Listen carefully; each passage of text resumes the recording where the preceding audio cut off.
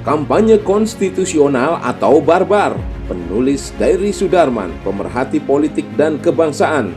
Semenjak proses pembentukan koalisi partai dan paslon presiden dari fraksi kubu partai eks-koalisi oligarki Jokowi sudah banyak menuai intrik, friksi, dan konflik. Diwarnai pula tragedi kecurangan dan keculasan panggung dramaturgi para artis elit politiknya yang bermain, di antaranya Gerindra, Golkar, dan PAN, ditambah 6 partai gurem lainnya mengenakan topeng keberkuraan. Serempak begitu apik dan lincah mereka melakukan sinetronisasi drama kotor politik itu. Jadilah keniscayaannya yang dahulu lawan menjadi kawan, semula sekutu jadi musuh. Bagi sebagian publik, pertunjukan drama kotor politik itu tidak saja begitu memusingkan, bahkan membuat sangat mengecewakan. Kekuasaan negara dijadikan kancah ajang perebutan kekuasaan untuk menjadi tuan besar bagi dirinya sendiri. Lupa atau sengaja dibuat luput bahwa mereka tidak lebih dari sekedar pelayan rakyat. Sehingga kini antara PDIP dengan Gerindra pun semula sangat kental berkarib, sampai dipropagandakan sebagai simbol hasil rekonsiliasi elit politik yang sangat dibanggakan oleh mereka sendiri dalam kancah analogi kebersatuan. Malah jadi mulai ada keterbelahan, ada jurang, dan jarak mulai dalam. Kenapa? Yang jelas, gegara akrobatik cawe-cawe politik The King of Influencer Jokowi, satu pengaruhnya dari segala kegilaan di akhir pentas panggung tragedi dramaturgi itu adalah tak disangka dan dinyana. Justru hanya melahirkan politik dinasti baru yang sesungguhnya sudah sedemikian berlapis tebal. Soalnya sudah ada lapis dinasti politik Soekarno, ada pula lapis dinasti politik SBY. Maka tantangan memunculkan kemurnian dan kejernihan kembali demokrasi ke depan bagi negeri ini akan semakin sulit, karena terkarati oleh betapa begitu tebalnya lapisan politik dinasti itu.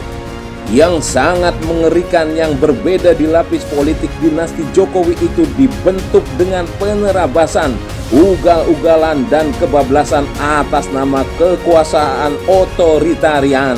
Tak bernas bagi aras dan ranah etika demokrasi. Secara konstitusi hukum pun sekarep udele dewe, ditabrak dan dilanggar.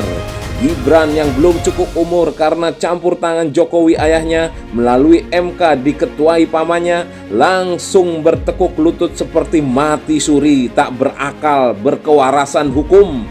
Belum cukup umur dalam pasal konstitusi itu akan ekuivalen belum cukup kepatutan dan kepantasannya hanya dari seorang menjabat wali kota untuk menjadi calon wacapres. Tetapi oleh MK aturan ketentuan itu bisa sebegitu mudah dijadikan pasal-pasal karet. Di Amerika saja, sebagai biangnya demokrasi, jabatan kepantasan seorang presiden atau wakilnya adalah meraih jabatan seorang senator dari bagian besar negara melalui negara bagian. Lantas, secuil wilayah kekuasaan wali kota Solo itu apa daya? Sekarang oleh KPU sudah resmi dipasangkan dengan Prabowo sebagai salah satu dari 3 paslon presiden. Kini pertanyaannya yang perlu dikejar adalah di saat dimulainya masa-masa kampanye ini, bisakah keduanya diandalkan akan berpegang teguh pada konstitusional? Rasa-rasanya ada adagium manakala dimulai sudah curang dan culas. Maka di sepanjang perjalanannya pun, terlebih untuk mencapai tujuan akhir ambisi kemenangan, justru akan bertambah curang dan culas saja. Indikasi sudah terjadi di awal, penurunan baliho-baliho Ganjar Mahfud oleh aparat Pamong Praja di Bali. Sebaliknya, pengawalan dan pemasangan begitu banyak secara masif baliho-baliho Kaisang dan Prabowo Gibran oleh aparat kepolisian. Suatu kesumiran hanya mengundang Prabowo Gibran di acara pertemuan Abdesi 8 Asosiasi Aparatur Perangkat Desa di GBK Senayan. Juga ada seorang bupati di Kabupaten Sorong di Papua melakukan fakta integritas kesetiaan kepada paslon Prabowo Gibran. Ini adalah contoh-contoh kecurangan kampanye menggunakan instrumen program aparat dan fasilitas pemerintah. Dan sudah pasti akan jauh lebih masif, sistematis, dan terstruktur modus aksi dan gerakan kecurangan-kecurangan lainnya nanti. sampai pada puncaknya nanti aksi one shooting, serangan fajar bagi-bagi amplop yang bisa disaksikan dengan kasat mata telanjang. Pertanyaan selanjutnya, begitu hebat dan beranikah penyelenggaraan Pilpres dan Pileg 2024 KPU, Bawaslu, dan MK memberikan sanksi tegas ibarat permainan sepak bola, mengeluarkan kartu merah mengusir pemain dari gelanggang bila mana ada pelanggaran berat terhadap kampanye Pilpres itu? Jawabannya masih terasa tak tajam alias buram, miris dan sumir. Masih pula dipenuhi begitu tebalnya kabut keraguan bahwa ketiga lembaga pemilu itu bisa menjaga dan melegitimasi kemurnian, kenetralan, dan independensinya.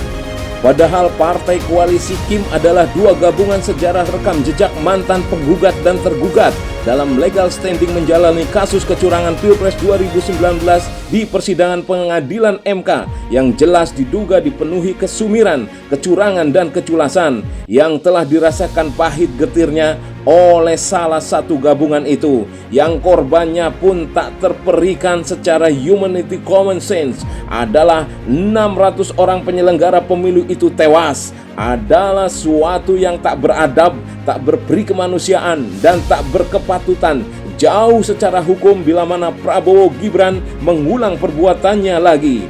Itu sama saja meniscayakan dengan Pilpres dan Pemilu 2024 sebagai barbar, termasuk kampanyenya kampanye yang barbar. Dan bila mana ketiga penyelenggaranya melakukan pembiaran dengan persekongkolan dan perselingkuhan, maka terbiarkanlah pula solusi penyelesaiannya secara halal dan bukan haram oleh rakyat dilakukan dengan cara barbar pula.